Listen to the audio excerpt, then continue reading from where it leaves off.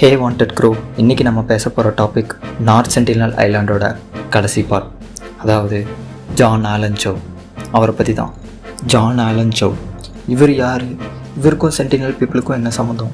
இவர் ஏன் north sentinel ஐலாண்டுக்கு போகணும் அப்படின்னு ஆசைப்பட்டார்? அப்படி போனதுக்கப்புறம் அங்கெல்லாம் என்ன நடந்தது அப்படின்றத பற்றி தான் இந்த வீடியோவில் பார்க்க போகிறோம். அப்போது பேசலாமா?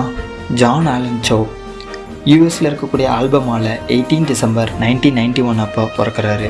இவருடைய ஸ்டடீஸ் எல்லாம் ஓரல் ராபர்ட்ஸ் யூனிவர்சிட்டி, அதில் இவருடைய ஸ்டடீஸ் முடிக்க. இவருக்கு அட்வென்ச்சர், ட்ராவலிங், அது மட்டும் இல்லாமல் கிறிஸ்டியானிட்டி, இது எல்லாமே இவருக்கு ரொம்ப பிடிக்கும். சின்ன வயசுலேருந்து இதை ரொம்ப விரும்பி பண்ண ஆரம்பிச்சிருந்திருக்கு.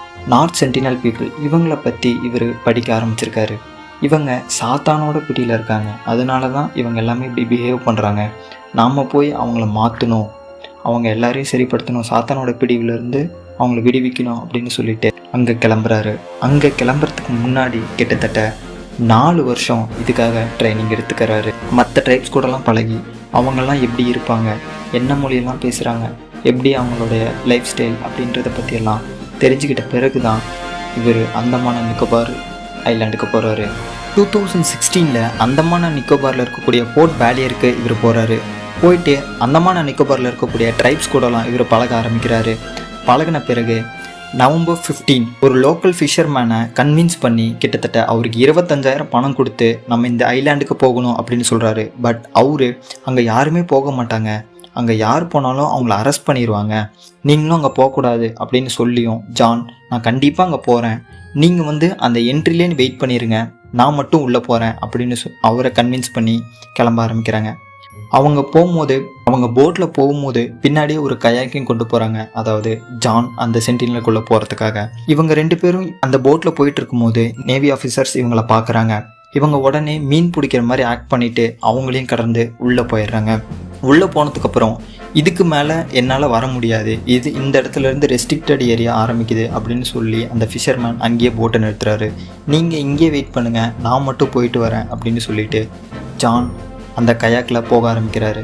அந்த கயாக்கில் போகும்போது பைபிள், சென்டினல் பீப்புளுக்கு கொடுக்கறதுக்காக மீன்கள் எல்லாத்தையுமே கொண்டு போகிறாரு.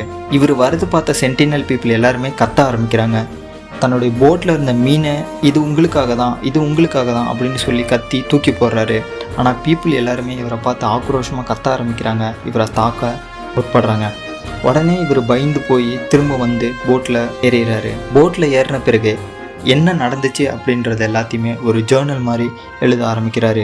நான் திரும்பவும் நாளைக்கு அந்த இடத்துக்கு போவேன், பீப்புளுக்கு எல்லாத்தையும் பற்றி சொல்லி புரிய வைப்பேன், அவங்க எல்லாரையும் சாத்தானோட பிடியிலேருந்து விடிவு செய்வேன் அப்படின்னு சொல்லிட்டு திரும்ப நாளைக்கும் அங்கே போகிறாரு. அடுத்த நாள் அதே மாதிரி அந்த ஃபிஷர்மேன் கொண்டு போய் அந்த எல்லையில் நிறுத்துறவும் இவர் தன்னுடைய கயாக்கில் கிளம்புறாரு. கிளம்புனோடனே அந்த சென்டினலோட கரை அடைஞ்சிடறாரு. கரை அடைஞ்ச பிறகு அந்த இடத்துல ஒரு குடிசை வீடு இருக்குது. அது கிட்ட போகும்போது அதுக்குள்ளே ஒரு பையன் நின்றுட்டு இருந்திருக்கான், கையில் அம்பு இருந்திருக்கு. இவரை சுற்றி சென்டினல் பீப்புள்ஸ் எல்லாருமே வந்துட்டாங்க.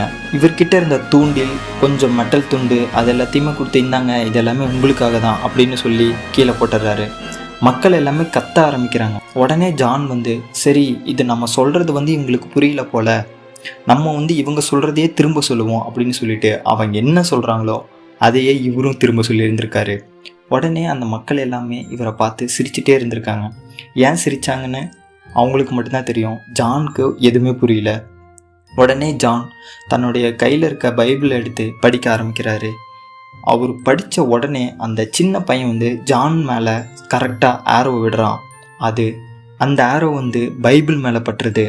பயந்து போன ஜான் திரும்ப கயாக்கிட்ட போகும்போது கயாக் சென்டினல் பீப்புள் எடுத்துட்டாங்க. உடனே தண்ணியில் குதிச்சு அவர் அந்த ஃபிஷர்மேன் கிட்ட போய் சேர்ந்துடுறாரு. திரும்பவும் அந்த ஜேர்னலில் இன்னைக்கு என்னெல்லாம் நடந்து அப்படின்னு எழுதுறாரு. அடுத்த நாள் நான் கண்டிப்பாக அங்கே போவேன் அப்படின்னு சொல்லிட்டு நவம்பர் 17 அன்னைக்கு திரும்பவும் போகிறாரு. ஆனால் இந்த டைம் அந்த ஃபிஷர்மேனை என்னை விட்டுட்டு நீங்கள் கிளம்பிடுங்க அப்படின்னு சொல்லிடுறாரு.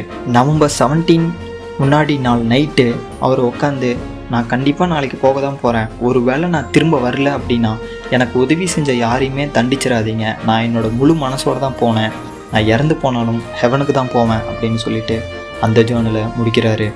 அவர் முடிச்சுட்டு அடுத்த நாள் அந்த ஃபிஷர்மேனை கூட்டிக்கிட்டே கிளம்புறாரு. கிளம்புன பிறகு என்னை விட்டுட்டு நீங்கள் திரும்ப போயிருங்க அப்படின்னு சொல்லிட்டு அவர் அந்த ஐலாண்டுக்குள்ளே போயிட்டாரு. நீந்தியே அவர் அந்த ஐலாண்டோட கரையை அடைஞ்சிட்டாரு. ஃபிஷர்மேனும் திரும்ப வந்துட்டாங்க. கொஞ்ச நேரம் கழித்து அங்கே என்ன நடக்குது அப்படின்னு தெரிஞ்சுக்கிறதுக்காக அந்த ஃபிஷர்மேன் அங்கே போகும்போது நார்த் சென்டினல் பீப்புள் ஒரு ஃபாரினரை தரன்னு இழுத்துட்டு போகிற காட்சியை இவங்க பார்க்குறாங்க. அந்த உடல் மேலே இருந்த துணியை வச்சு தான் இவர் தான் ஜான் ஆலன் சோ அப்படின்னு புரிஞ்சுக்கிட்ட அவங்க அவர் எழுதின புக்ஸ், அவருடைய திங்ஸ் எல்லாத்தையுமே அவருடைய ஃப்ரெண்டான அலெக்ஸ் கிட்ட கொடுக்குறாங்க. அலெக்ஸ் அவர் இறந்து போனதை அவங்க அப்பா அம்மா கிட்ட தெரிய வைக்கிறாங்க. அவங்க அப்பா அம்மா யூஎஸ் கவர்மெண்ட் கிட்ட பேசி யூஎஸ் கவர்மெண்ட் அந்தமான நிக்க கூட பேசி யாராவது ஒருத்தர் அவங்களுடைய பாடியாவது எடுத்துகிட்டு வரணும் அப்படின்னு சொல்லி கேட்குறாங்க. பட் அந்த இடத்துக்கு யாருமே போயிட்டு உயிரோடு திரும்ப வர முடியாது அப்படின்றதுனால யாராலையுமே அங்கே போக முடியும்.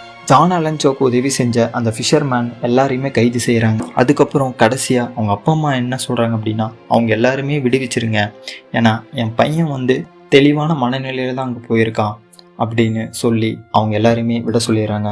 பீப்புள் சில பேர் ஜான் ஆலன் சோ செஞ்சது தான் தப்பு, ஏன்னா அவங்க தனியாக இருக்கணும்னு நினைக்கிறாங்க, இவர் போய் டிஸ்டர்ப் பண்ணி தான் அவங்க அப்படி வயலண்ட்டாக பிஹேவ் பண்ணாங்க அப்படின்னு சொல்லிட்டு ஒரு பக்கமும், இன்னொரு பக்கம் இல்லை ஜான் ஆலன் சோ செஞ்சது கரெக்டு தான், அவங்களுக்கு திருத்தணும் தானே போனார், ஆனால் கொன்னது அந்த சென்டினலோட பீப்புளோட தப்பு தான் அப்படின்னு சொல்லிட்டு நிறைய விதமான ஸ்பீச்சஸ் எல்லாமே பரவ ஆரம்பிக்குது. ஆனால் அதுக்கப்புறம் யாருமே அந்த சென்டினல் பீப்புள்கிட்ட போக ட்ரை பண்ணவே இல்லை. இன்ட்ரெஸ்டிங்காக இருந்திருந்தால் லைக், ஷேர், சப்ஸ்கிரைப் பண்ணுங்கள்.